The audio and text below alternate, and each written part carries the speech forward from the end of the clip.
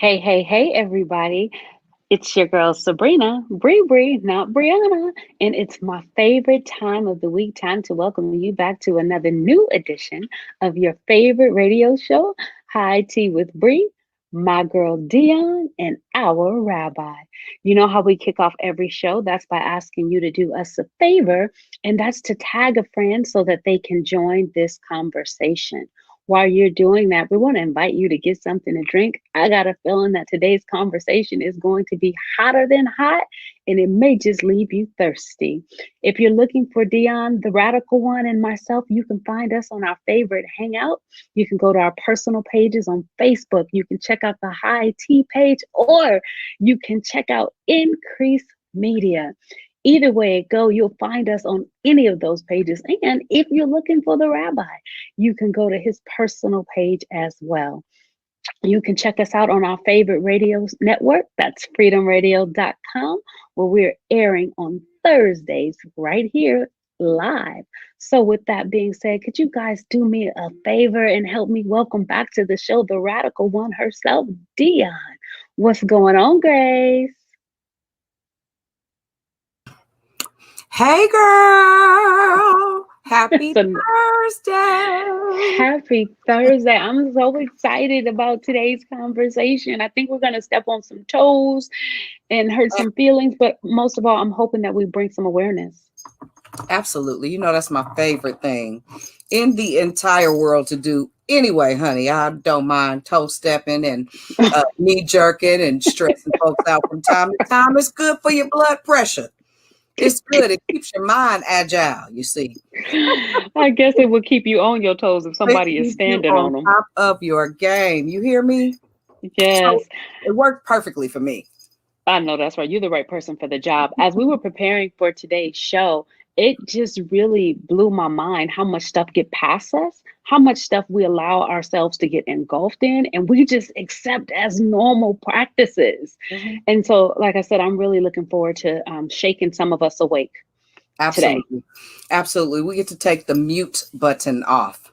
Because that's what I think happens. I think people just kind of get complacent and y'all can't see all my business because then y'all learn my strategies. Hold up.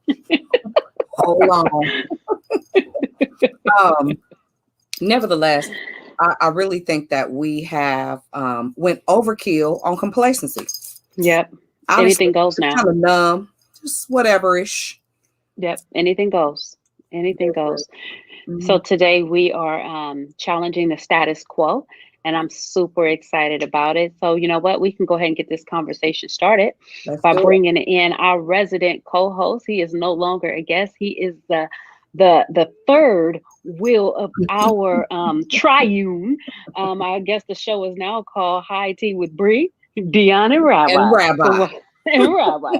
So welcome to the show, my personal rabbi, my pandemic pastor, and our co-host, Pastor. What's going on?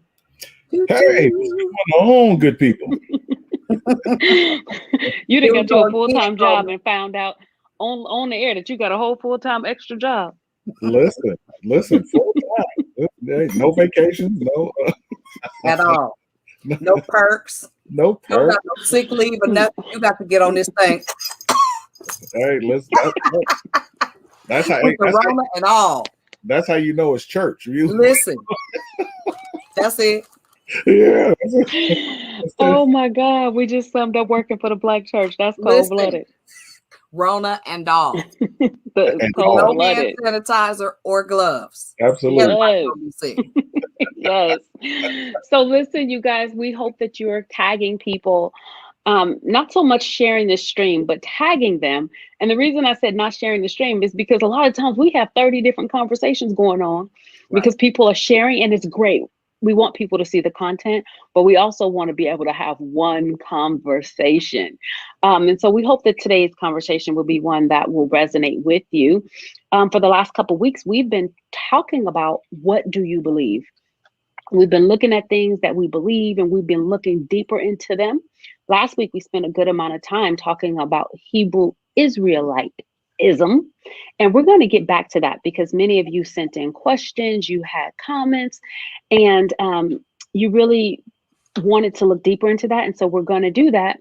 But as we were strategizing and planning, talking about what do you believe, it really crossed my mind that a lot of Christians nowadays, us, we're mixing beliefs. What do you mean by that? I'm talking about we saging, we have ancestor guides, we reading daily horoscopes, and we clutching crystals. Listen, and rocks. We're putting them in And our pocket. let's sleeping with them, wearing them in the pocket closest to our bosom. And so I want to have the conversation because it begs the question, what, first of all, what are you doing? Right. Second of all, what exactly do you believe? Yeah. Absolutely. Mm-hmm. So, Rabbi, before you came on, Dion and I were just talking about how numb we've gotten in the church so that anything goes. Like, I don't know that I've met anybody recently, and one of the first things they want to know is, what's your sign?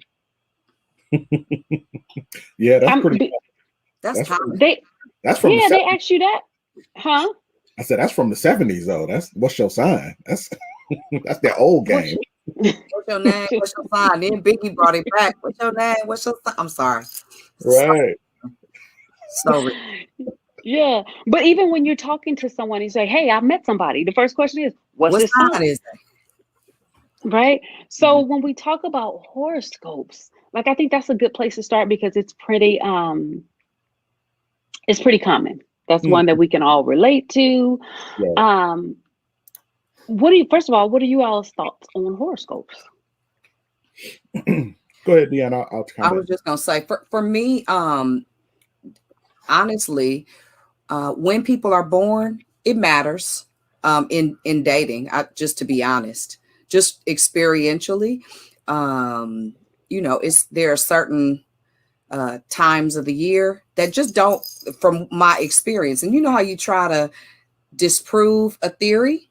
I've tried, Mm-hmm. especially being a believer. I'm like, well, I'm not gonna hold you to being a lion Gemini. I mean, or wretched Aquarius. But like, Hey. listen, you're not a man, so it doesn't Oh, matter. oh, okay. My Okay. sister and my friend. So that's Yes. like irrelevant. But after you date about 5 of them, because there's something that is magnetically, there's something that is attractive. But when it comes to tenure or longevity, that doesn't exist. So if you tell me you were February or late January, I'll be like, oh, okay, it was nice to meet you. Mm-hmm.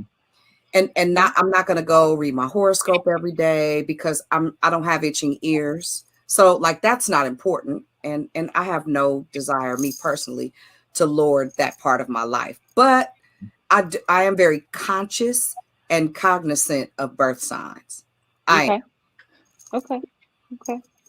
And that could be a criteria that's very similar to where you're from. If you're from Oakland, I'm probably gonna pass on you. I'm like, So I think we all have our preferences. But when we talk about the purpose of horoscope, what the purpose is, and that is to gain insight into a person's character and foretell the future. And I think that's the part where it gets a little shaky, dangerous, and a bit scary. Rabbi, what are your thoughts? Yeah, I think there's to most of this stuff. There's two sides to it. The first side is what people do, and then the second side is what people mean. Uh, Mm-hmm. and when it comes to things like horoscopes, horoscopes is actually a very ancient thing. It's not new to us. We're talking Mm-hmm. if we're going back. Actually, you can actually go back several thousand years back to the Babylonian as well as Chaldean empires. Uh, Mm-hmm. and they were doing a lot of stuff back then, as it relates to horoscopes and astrology, and trying to read and understand the stars and their effects on people. And a couple of things that we know is this, and I want to be careful and kind of nuanced in how we talk about it, that when you start talking about moon, stars, all those types of things, like some of that, there's a, and this is kind of what, it's kind of how I want, let me say it this way.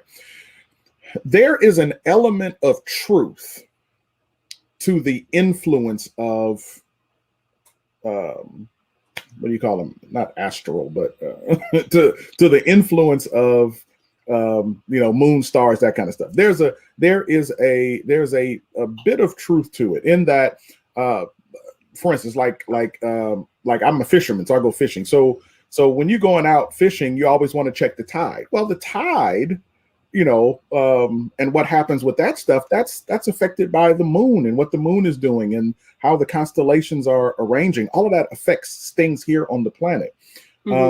I've spoken with several people who are police officers, and anybody who's a police officer would probably agree with this statement, that whenever there's a full moon, the nights are crazier. Like it just happens that way. So there is some kind of influence on things, from that perspective.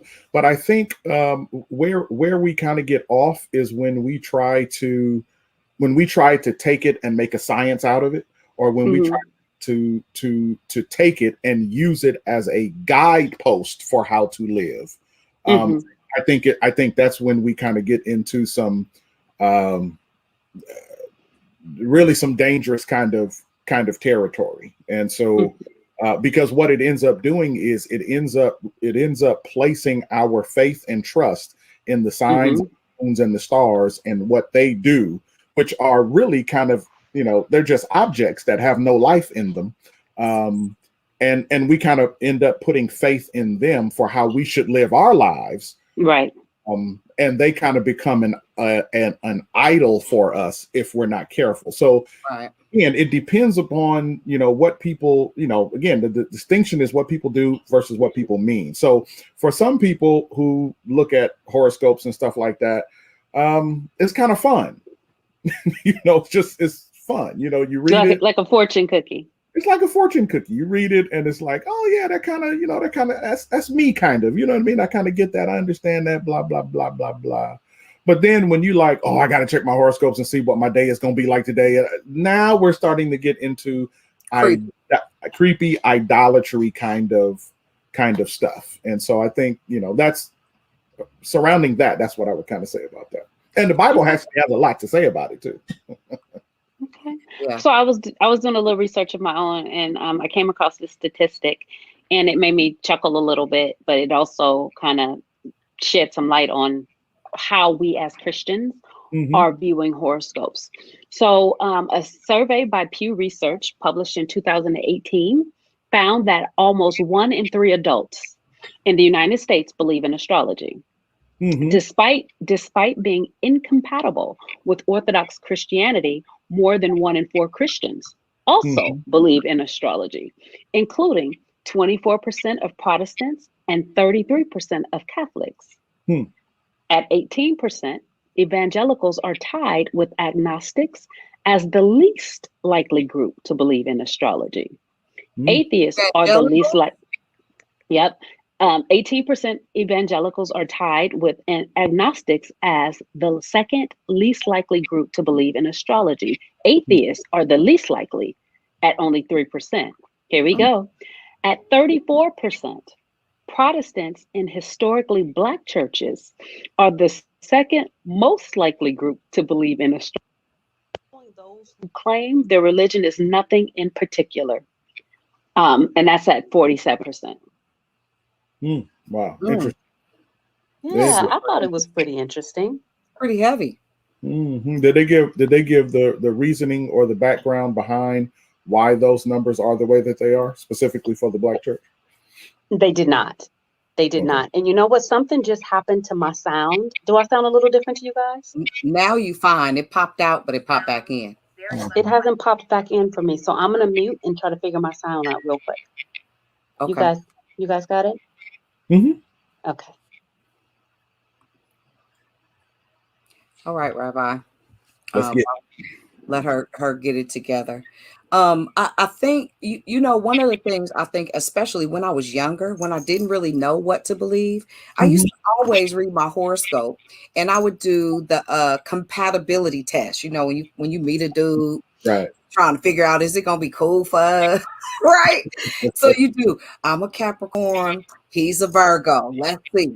Right. Right. But what I have found, and what I can say, I think just over the time of searching and, really building relationship with Christ, it changes your expectation of any outside resource. For me, Mhm. it changes how you perceive your now. It changes how you accept and receive your now. So I think for people that go further than just being church attendees, Mhm. after a while, you just kind of emotionally debunk that stuff. It makes it easier not to be, I think, consumed. Yeah. But for people that are searching, I think it's really easy to get stuck in stuff like astrology. Honestly, Oh, it's super easy. just looking for an answer. Absolutely. And what there's a certain deception to all of it, and a part of the deception is that you're in power. And so it's a deceptive thing to think that we kind of that we have the power to control outcomes, Right. if you will. And so if you just kind of if you do this, right, or if you hold on to this, or you check this chart and that chart, and then you stay away from this and that, no, like all of that is that's hocus pocus, Right. but it gives us the illusion of power, and that's seductive. Yeah, I agree. Yeah. That and I think you using that word, that is a wonderful descriptive. It's seductive. And Hmm. I think that anything that has a tendency to lean toward a prediction or a predictive nature is almost always seductive. Hmm. It's all game. Even with like the Hebrew Israelism stuff, there's a certain seduction to a specific demographic that is all encompassing of, yeah, this is what I need. This is the thing that's super attractive. So I think even with like the horoscopes, the rocks, the sage burning, the necklaces, honey, the ox, and throwing salt over your left shoulder, all of that stuff Right. has its allure. It's all witchy to me, if you ask me. Yeah. And as you guys are talking about seduction, just like we were talking about last week, how simple it is to get led astray 6 feet at a time. Yeah. So it'll never be like this big, wolf saying, "Come here, little girl." No, it's just going to be a little, little, little by little. Hmm. Yeah, that's how it happens. We turn in increments, not all the way around. That's how the majority of us have said, and I'm sure almost anybody listening would resonate with this, that there's been things in our lives that we have said that we would never do, participate in. We oh man, we had an abhorrence for some stuff, and we looked at other people like, I don't know how in the world they could ever, and then Baby, you kept, as grandma say, keep living. keep on living. Keep living. Living. Wait, I gotta make y'all laugh real quick. Even with the 6 feet by 6 feet, so I call it plywood drifting, right? So you know how the tide is low and the wood is on the bank, but the higher the tide comes in, the more it starts to lure the piece of wood in. Yeah. And my grandmother used to always do this. We go fishing a lot. And you remember back in the day, you take the old metal stake and jam it in the ground after you catch your fish. You jam it in the rocks. So she had about 15 crappie on her little line. And so she sat there. And so after a while, when the fish start to work together to swim away, right? Next thing you know, her whole line with all 15 of her crappies were going into the water. Absolutely. And so I was trained not to talk loud while she had her line in the water because she didn't want me to scare the fish off. Right. So here I am as a little girl, and I will never forget this story. And I'm watching the fish drift off inch by inch. And the higher the tide came up, the easier it came for the fish to swim out. And they started working together. But by the time it was all said and done, when finally I was able to tell my grandmother, Mama, your fish going way out there now. And she was sitting on her good folding chair. Y'all remember them old school plasticky folding chairs? She had to physically jump in the water to go and retrieve her line. And it's the same thing that God has to do with us when we are not solidly anchored in the truth of who he is. And that, for me, was a life-altering story that I lived as a kid because I watched it happen little by little. Yeah. And that's great imagery. Great imagery, inch by inch. Inch by inch. And at first I was whispering, Grandma, your fish getting loose. She say, right, because she is ignoring me because she is really enjoying this bank. I was playing with my little Barbie I got from Atlas Liquor Store right there on San Pablo, honey. You know, they used to sell them toys and dolls. We used to go to the bait shop, which was Discount Mart, right there on Potrero. And then we'd hit Atlas to go get my snacks because she knew I was going to be complaining because we was going to be there from KC to KC. And I sat there and I played with my little doll, and I'm just watching the little anchor come up. Grandma, she said, So finally I say, well, Grandma, they went way out there now. Because they was on their way. She was about to be hot. I'm sorry. No, I just that was figured I'd help somebody see it. Absolutely. That was great imagery and just reinforcement little by little, little by little. Before you know it, we'll have our own testimony. What had happened was.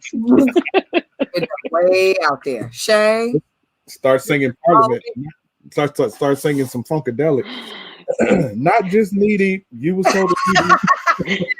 Listen, honey. And then listen, your judgment goes way out the window and your chin goes way to your chest. Absolutely. You put your chin down fast. Yes. So listen, you guys, can we now the next thing I want to talk about, and I hear a lot of this, is these ancestor guides. Yeah. And I think what makes it just a little sensitive is because we've taken on this Afrocentric pride.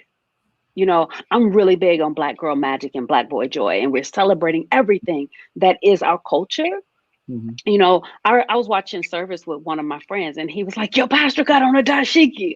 Like, yes, right. And so there's kind of this infusion. Some of it healthy, some of it not so healthy.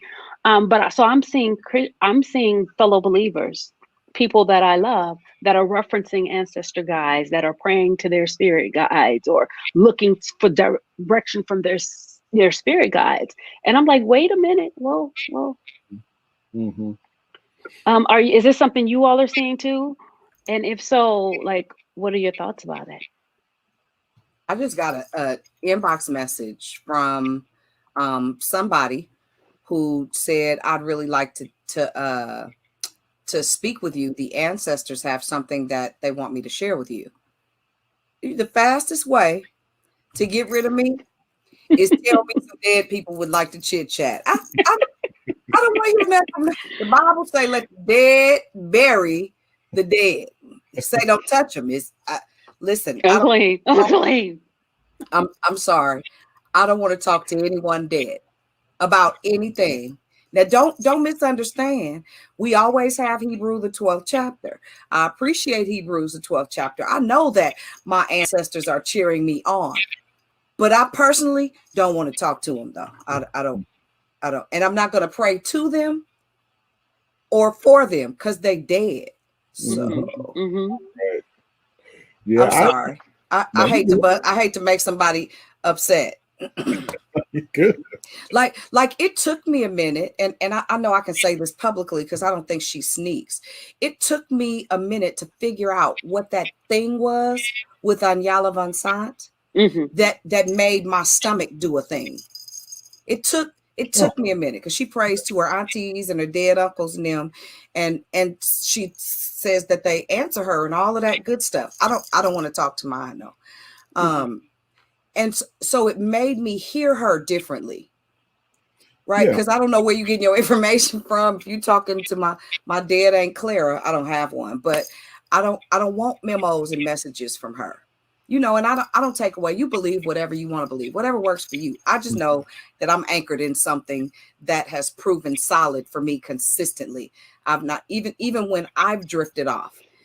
He has been consistent, even when I have found myself as the sheep and the 6 feet at a time. He has been the restorer of that breach. And so for me, I'm not interested in ancestor guides and things like that, but it's very common.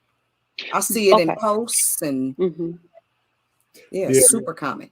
Yeah, it's very common, and a lot of us as African Americans definitely are getting to it because of sort of this awakening of our African roots.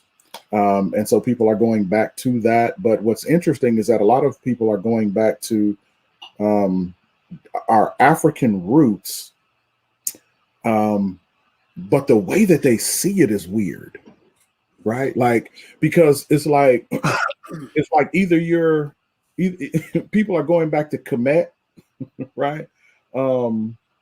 Which is, a word for ancient Egypt. And so people are focusing on this whole Kemetic science type of thing, as if all Black people are Egypt and Egyptian, which is just not true. In fact, all of Egypt hasn't been Black all the time, right? So if you kind of study the history, there were definitely Black dynasties, but then there were other dynasties that weren't as Black. And so, but anyway, that's a whole nother story. But then people are also going back and finding the Yoruba religion. And so that's where, like, a lot of this ancestor worship, that's primarily where a lot of this stuff is coming from, is people who have found the Yoruba religion, and they are introducing that to African Americans and the whole concept of orishas and, again, the whole structure of how gods and that kind of thing work that way. But again, we're not talking about something that's new. All of this stuff is ancient and very, very old. But what's interesting is that people will, and I think this is a part of the mind shift that has to change. And this is, again, Carter G. Woodson doesn't talk about this in his book, The Miseducation of the Negro, but religiously, there is a miseducation of the Negro, to the extent that if you can go back to Africa and not find Christianity, you haven't gone far back enough into Africa. Right. And so, because John S. Mbiti, who is the foremost scholar on African religions and Christianity, made this statement in one of his seminal works. He says that Christianity has been in Africa so long, it can rightfully be seen as a traditional African religion. And so you cannot go back to Africa and ignore Christianity, because if you do that, you are ignoring Black history. So, and that's a miseducation that people have, where we kind of have to come out of it. So, biblically speaking, there's an issue when it comes to trying to contact ancestors and dead people, that kind of thing. And God warns against it. Matter of fact, in Deuteronomy chapter 18, there is an explicit warning starting at chapter 18, verse 9. There is an explicit warning that God gives to the Israelites who would, because again, he was taking them from one land to another. And when they were moving into another land, God would tell them, like, when you get there, you need to get rid of everything from these other people and don't take on any of their ways, any of their cultures. Like, don't do it. And he was about to tell them why. And if you look at, I'll just read it from, I'm reading NIV. Deuteronomy 18, verse 9 says this: when you enter the land the Lord your God is giving you, do not learn to imitate the detestable ways of the nations there. Let no one be found among you who sacrifices his son or daughter in a fire, who practices divination or sorcery, right? Mhm. We'll talk about that. Interprets omens, engages Mm-hmm. in witchcraft. We'll talk about all of that. Or casts spells, or who is a medium or a spiritist who consults the dead. Mm-hmm. Right. And so he talks about that specifically. Anyone who does these things, he says, is detestable to the Lord. And because of these detestable practices, the Lord your God will drive out those nations before you. And so what God is saying is that, for Israel to actually engage in any of that stuff, number one, God absolutely detests it. And it is the exact reason why God is actually moving the other nations out and giving their land to Israel itself. And so the question is, why is this detestable? Right? That's the question. Why is this stuff detestable? Why doesn't God like it? And I think here's the reason. Okay. When we start talking about witchcraft, and that term is often thrown around pretty loosely without a definition. And so let me give you a definition of what all of this stuff kind of is, Okay. and what God is against. God is against trying to access Mm-hmm. and manipulate the spirit world without proper authority. Mm-hmm. That's what sets God off. Like, you're trying to access and manipulate the spiritual world without proper authority. That is why Jesus says in John, he says, no one Mm-hmm. comes to the Father Except, except but through yes. me. He says, I am the way, the truth, the life. Right? I'm not one of the ways. Listen. I'm not an additional extra optional way. I'm the one. Listen, I'm not your truth. And matter of fact, all this is my truth. That's you don't have it. Because Jesus says, I am the truth. That's right. And then he says, and the life. So again, but all of these things, what they are an attempt to do is they're an attempt to access and manipulate a very real spiritual world with very real spiritual characters in it, in Mm-hmm. order to manipulate life and go around God to get what it is that you want out of life. That's Wow. that's what God is warning about in this text. Right. Wow. Right. Very good. Wow. Yeah. Wow. Wow. Yeah. And I'm pausing for a minute because I'm sure. I'd like to be sure that people who have leaned into this did not realize that that's what they were leaning into. Oh, absolutely. I'm sure of it. Yeah. And, Yeah. and remember, guys, we're talking about what do you believe, right? Even just that powerful scripture, I am the way, the truth, and the life. Like that, as Christians, is what we believe. What do you need another guide for? Is God not a guide? He's the all-sufficient sovereign guide. So is he not guiding you enough? You need an Absolutely. extra layer of a guide? I'm so confused. The guide isn't really the guide at all if you need a new guide. What do we believe? Yeah. And there it is, right? It's an attempt again, it is an attempt to go around God. Mm-hmm. So God is sitting here saying, I have all of the pieces of what you're looking for. Mm-hmm. But because we want to feel powerful, because we Mm-hmm. secretly want to be God, Ooh. and we want to be in control, there's ways that I can access, right? And see, and here's the crazy part. Like, let's not play. The access works. It's illegal Oh, yeah, though. it does. But it's illegal, It's right? illegal. Legal But access. absolutely, but you can access. And here is the dangerous part, that and this is one of my fears for many of us as just as people and even as believers, is that many of us are actually accessing the spiritual world illegally, and we are actually, and by doing that, we are actually inviting we are actually inviting demonic activity rather than fighting against it and repelling it. Mm-hmm. Right? Like I'm serious. Like oh man, there's so many different things I can say about this. But some of the even some of the ways that we practice Christianity is dangerous. Mm-hmm. I'll give an example.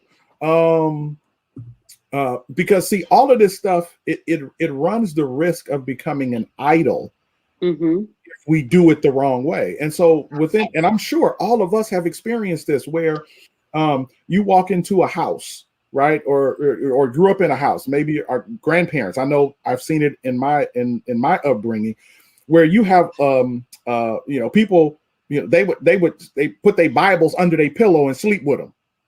Right? They got bad dreams, so you take your Bible, put it under your pillow. Listen, you've just made the Bible an idol. Right? Like, not knowing it though. Because you're oh my God, you just made the Bible an idol. Like the cross, right? We read, people take the crucifix and like you hold it up to something. Like, listen, Hollywood messed us up. Right. That thing. That trust me, that does zip. Listen, you open the right portal, you're gonna get your face slapped off with your cross. We remember the story. Yeah, we remember the story in Acts when there was a man who was possessed by a demon or by some demons, and then the people were out there playing around, talking about, come out of him in the name of the God that Paul worships. Right. And the demon was like, I know Paul. I know Jesus. Yes. And I know Paul. But who are you though? Well, who are you though? Right? Because you're trying to access the spirit world. Come on, don't do that. Without proper authority. And it's one of those things that, like, you don't know what you're playing with. Right? You don't know. I'm telling you, And so we've got to be careful, even in the church, of some of the things that we do, because some of the things that we do, even though we may mean them well, we actually turn certain things into idols, thereby placing our faith and trust. So we placing our faith and trust in the book rather than the substance of who the book is talking about. Right? Or we place our faith and trust in the cross rather than the one who died on it. Right. That's right. Right? And anytime we do that, we take the things God gives us and we turn them into.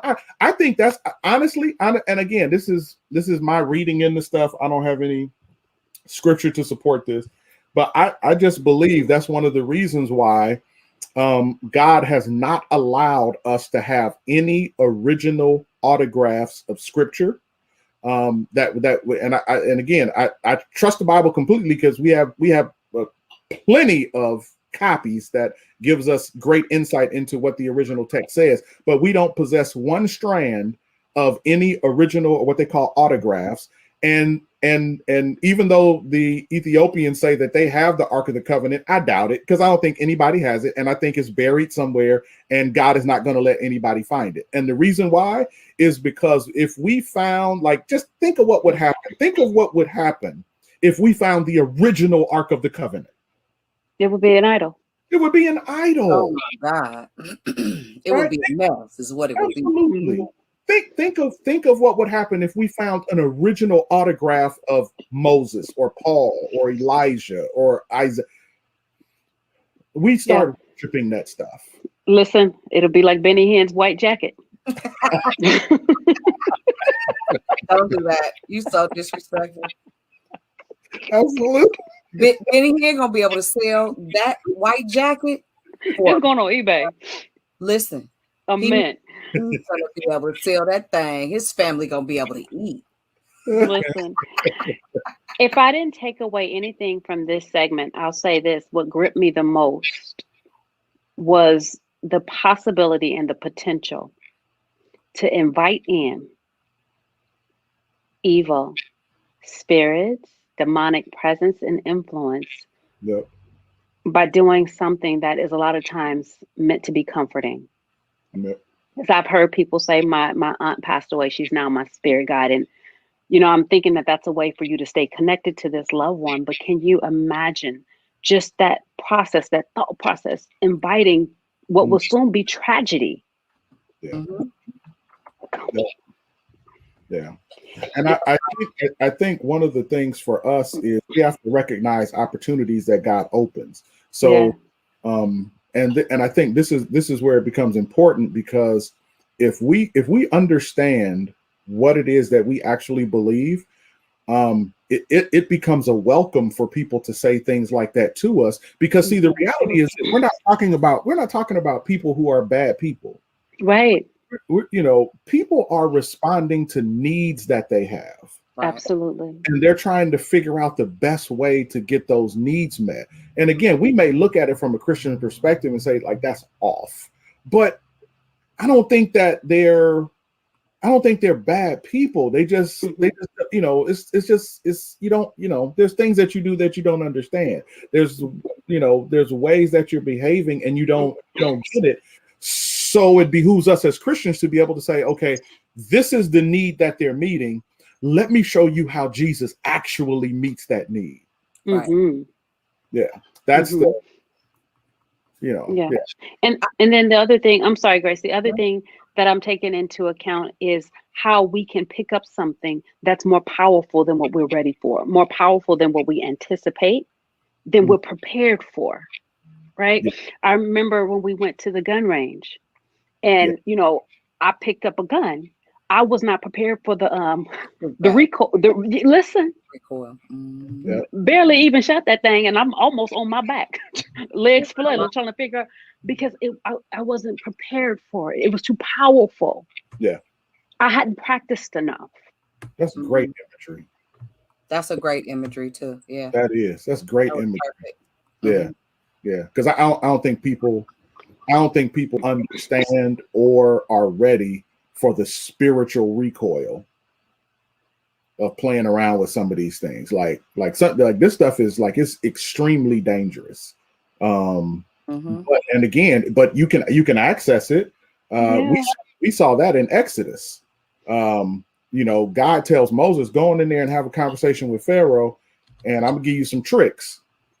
And he gave Moses some tricks, man. Take that stick, put it on the ground. That thing became a snake. And Moses was like, whoa, that's good. That's good. What he was like, Rabbi? Right. Do it again. Do that. Right. Your boy was he come in with tricks, and he go in there, throw his stick on the ground. That thing became a snake, and Pharaoh was like, oh, you ain't seen nothing. Hey. Hey yo. Listen, he send out his boys, and they all like, yeah. You got snakes everywhere, right? Yes. Right. So now Moses' snake ate up the other snakes, Right. right? That's which is emblematic of God showing His supremacy. But However, when they stuff on the ground, it became snakes, right? So the Bible actually helps us understand that it ain't just us. it's not fake. Yeah. There is power Absolutely. out here in the earth. Yeah. Absolutely.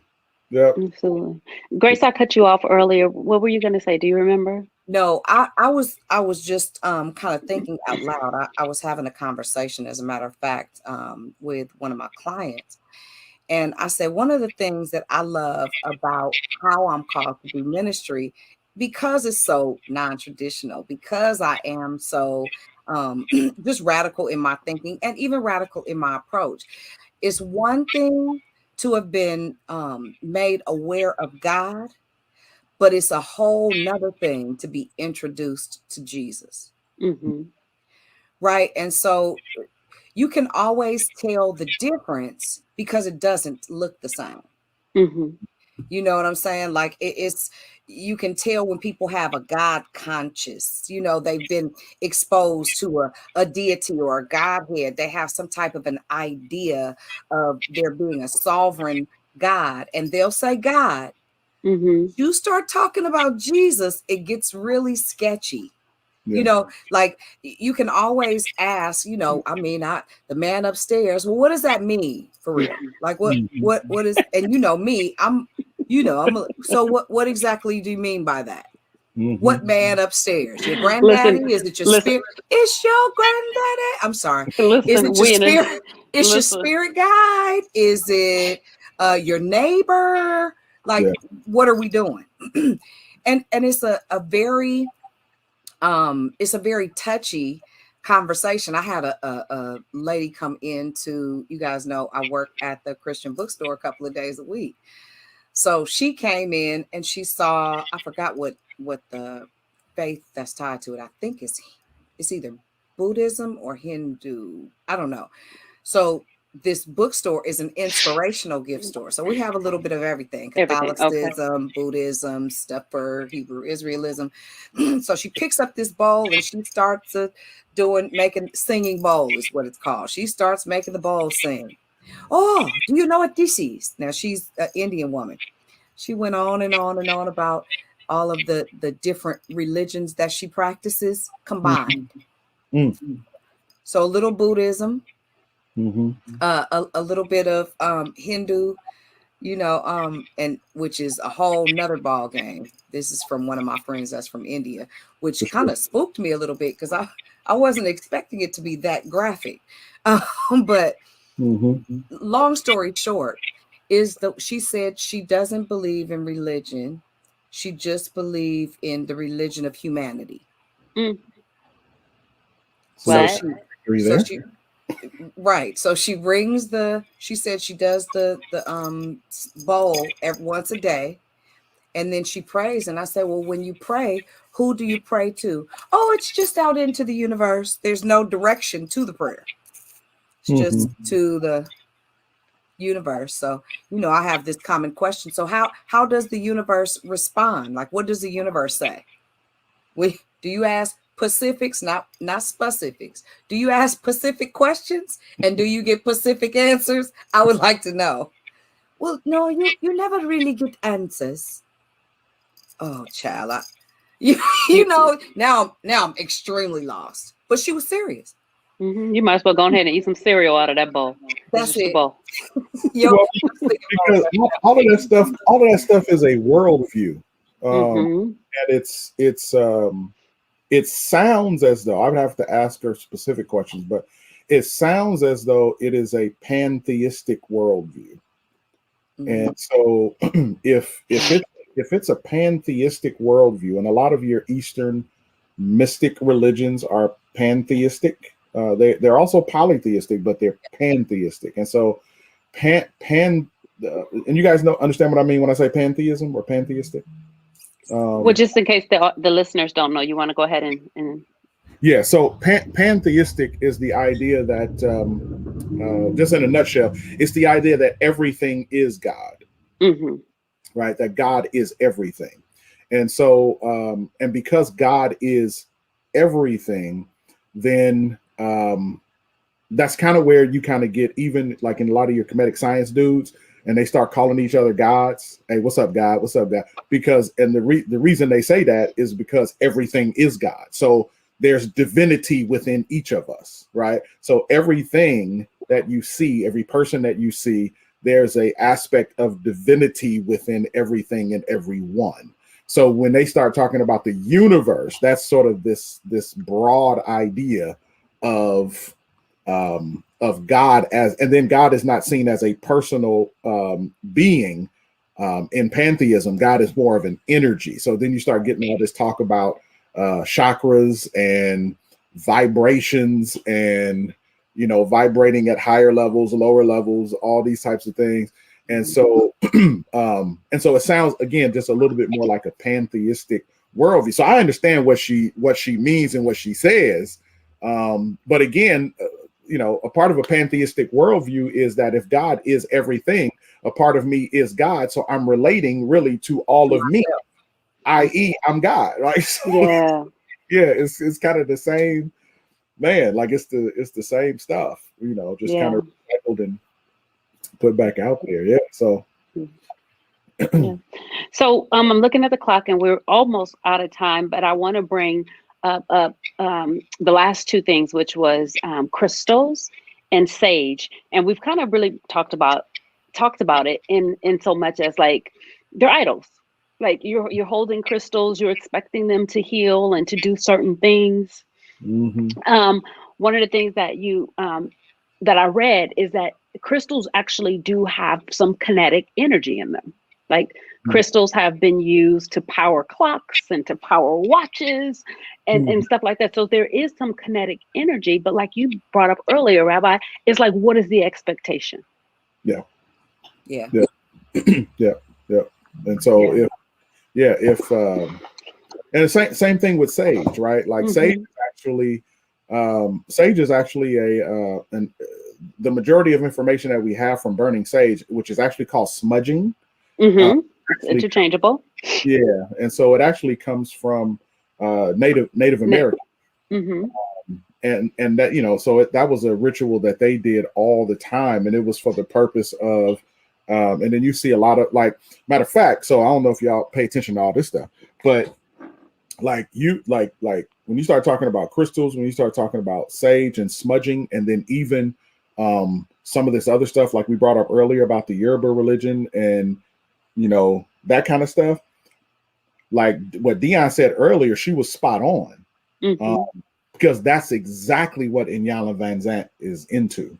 Yeah, she's a Yoruba priestess. She's a Yoruba priestess. But then you start seeing like I saw a video where Omarion had the sage thing, and he crown down to the feet, bless up, right? All of that, and the whole idea is to remove spirits, negative energy, if you will. Energy.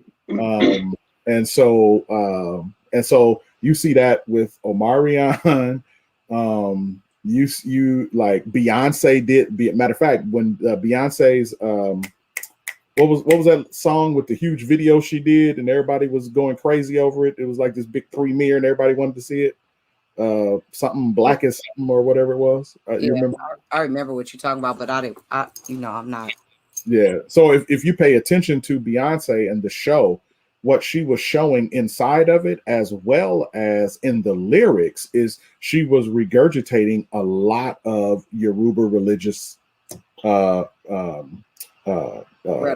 incantations and stuff inside of the song. Erykah Badu, right? She's heavy in the. Not just Yoruba. She's like a mix. I think she's 360. Yeah, I think 360 or 5%. Because I remember I thought I heard something about her being 5%. You remember? She might be a 5%. You might be right. I know. Well, I think she's kind of migrated and kind of meshed some stuff together. Yeah, it might be all of it, right? Yeah, it might be. Yeah, it might be all of it, right? And that's the whole point of the show, is that even not that she's a Christian or a believer, but the ease at which we globally are just taking little of this, little of that, little of this, little of that, like Pastor said, to meet needs, legitimate needs that are there. But what I would want us to just be mindful of is that if you need to, if you feel like you need to sage your house to cleanse it of spirits, how about you go pray? How about you fast? Listen, you don't have to burn no oregano or nothing like that. Save that stuff for your spaghetti. Just pray. Yeah. Yeah. Or stop doing the stuff that brings the negative stuff in there. How about that? There's that. There's that. How about that? There's that. Yes. And even with crystals, I've heard people say they use it as an extra layer of protection. The last I heard, the blood didn't need another layer. It was still working. Right. Like, what do you believe? What are you putting on the blood? Right. And what happens to us as believers if we making the declaration that the blood is not enough. Mm-hmm. That's a fact. And that's really all it is. It's the declaration that the blood is not enough. Yeah, But if that's not how you believe, if that's not what you believe, it absolutely is not enough. exactly. And, Exactly. and if that's not, if that's not what you're motivated by or driven to or driven by, the reality is it's not enough, which is why I said what I said earlier about they know a God or identify God, but relationship, they know church, they know traditionalism, they know religiosity, they know the customs of their ancestors, they know what mom and them did. And the truth is, they've not really had a proper introduction to the love of Jesus, because it's literally impossible to meet Jesus and remain the same. It's impossible. Right. Or That to doesn't feel mean you'll like be he's not perfect. enough. Right. It doesn't mean you'll be perfect. Doesn't mean you'll get everything right. Doesn't mean that you'll dot all the I's and cross all the T's. It's an absolute journey. But it's like being with somebody that you love. It's like me and you falling out, Sabrina, and you be mad. And I'll be like, I don't care nothing about you being mad. I'm not going nowhere. What you doing? Where we going to lunch at? Right? You hungry? That You get me every hungry? time. Yeah. That works, right? But that's what relationship looks like. Or even if, listen, you said XYZ, that hurt me. I need you to know that hurt, right? And so literally that is the relationship that we have with the Father. That's really the relationship that we have as believers, being empowered with the presence of the Holy Spirit. We have our guide, we have our horoscope, we have our crystals, we have our sage, we have everything that we need. The only difference is it's internal. Yes. So listen, we only have a few minutes left, like 3 to 4 minutes. Can we spend the last of that time talking to people who may have been listening to the show, realize I am a believer and I may have picked up some of this stuff? Can we talk about how they can go about getting clean and that so that they can be restored and they can step away from this stuff? Can we do that? Mm-hmm. Mm-hmm. Yeah. Yeah, I would say, and again, I want to kind of paint a slightly different picture at this point, which is this. One, I'm not opposed to not doing, it's like some of the stuff that we've talked about. The thing for me is, and this is where it gets a little dicey, is what is your intention though? See, that's the, for me, it's not the, oh, don't touch a crystal. No. What is your intention? Right? What are you trying to get from the crystal? What are you trying to get from the Sage. the sage, right? Because like we have essential oils, we burn those. Yeah. We have incense, we burn those. Like I like my house to smell good with some stuff, and that's wonderful. We have frankincense and all kind of stuff we picked up when we were in Dubai. We got all kind of stuff. But the question is like what's the purpose, right? For me, I just want the house to smell good. Me and Jesus can take care of the spiritual stuff. That part. and so and really sage stinks. So it's horrible. But if that's the way you like your house to smell, then go right ahead. But don't think that you're trying to, again, if you're trying to get access to the spiritual world in order to manipulate it for any intent or purpose, then that's when we start crossing the line. The second thing I would say, and I'll leave it with this, is Jesus makes it very, very clear in John chapter 4 when he says, talking to the woman who's a Samaritan, and he gets into a conversation with her about worship. And when he starts talking about worship, he says God is looking for worshipers, and then he says that they who worship God must worship him in spirit and in truth. And what Jesus was speaking directly to was, because when he said that to her, you got to remember the history. He's talking to a Samaritan who, to Mhm. the Jews, they hated Samaritans and they felt that they were half breeds, because during the Assyrian conquest of, or captivity of Israel, some of the Israelites went over to the Assyrians, and they syncretized Judaism and Syrian worship together. And so when Jesus was addressing her, he was telling her, listen, you got to unsyncretize what it is that you believe. Right. And you have to approach God with correct belief. Mm-hmm. Right? There's the spiritual side, but then there is the correct belief side. And so he says, in spirit and in truth. And so I would leave it to say, man, like, develop a daily regiment of patterning yourself to get the truth of who God is into your heart, mind, soul, and spirit, so that when you worship him, you're worshiping him the way that he has directed. All right. All right, everybody. It's time for us to get out of here. We hope that you have enjoyed this show. We have spent the last hour challenging you to explore and expand what you believe as it relates to horoscopes, sage, crystals. What was the other one? Yeah, I don't know. Stuff. Huh? Other stuff. Oh, stuff. So listen, we're going to get out of here. We're all over 40 now, and our memory don't work so well. But we will see you all next week at the exact same time. Let us know what you think of today's show. Bye, guys. Bye, guys. Peace.